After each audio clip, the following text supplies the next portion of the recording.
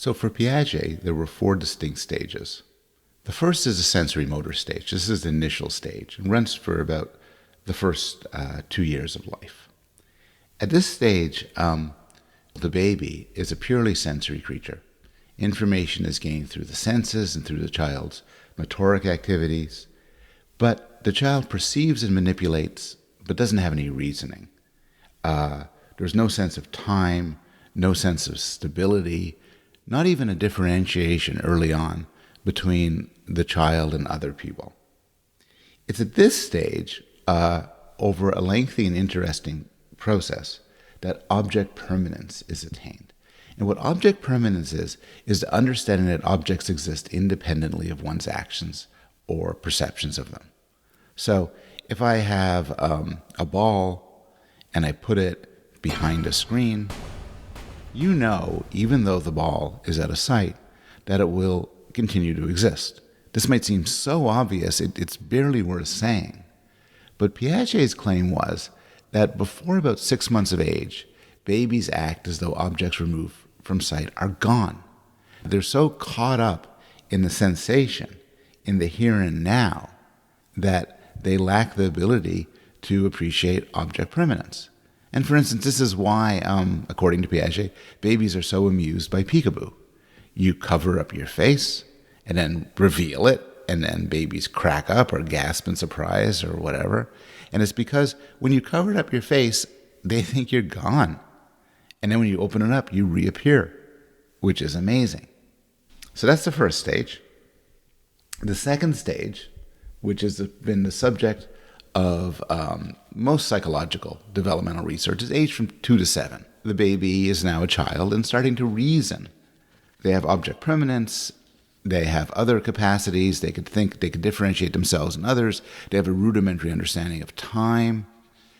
But they have certain very interesting limitations. They can reason, but they can't reason in a higher order way that you and I can. And one illustration of this is what Piaget called egocentrism. So children are egocentric. And he didn't mean this in a way that when I say, my best friend is egocentric, meaning he cares only for himself and doesn't care about other people. What Piaget meant was children literally can't see the world through another's eyes. They literally can't understand that other people have different perspectives than they have. So one classic illustration of this is the 3 mountains task. In the 3 mountains task, the child is put in a position where he looks at 3 mountains of different heights in different orientations, and he's asked to draw it. For instance, he could draw it pretty well. It's a kid, a 4 or 5 year old. But now he's asked, how would somebody who's on the opposite side of the stage draw it, who sees it from a different angle? And at this point in development, children, according to Piaget, are just incapable of understanding that other people will have different perspectives and draw the mountains in different ways. They believe other people draw the mountains as they do. And in general, Piaget believed that for children, they didn't quite get the idea that they could know something and another person couldn't know it, or that other people could know things that they don't. They're egocentric in that they think the world as they see it is pretty much the world as everybody else sees it. And that's their first main limitation. Their second main limitation is, according to Piaget, they lacked the concept of conservation. And what conservation is the idea that certain operations on the world will change some properties, but not others. An adult appreciates that the number of things will remain constant even if you move them around. If I have a bunch of checkers and I slide some of them to make them take up more space and they say, are there more checkers here? You'd laugh and say, of course not. They're just spread out. But kids can't conserve a number through a transformation. And so they think that there are now more. Similarly, if you pour water into a container that's of a different shape, so that the water that becomes higher or takes up more space lengthwise or something, for an adult, the same amount of water, volume of water is conserved across the transformation. But for kids, you put water into a tall glass, and then say, is there more now?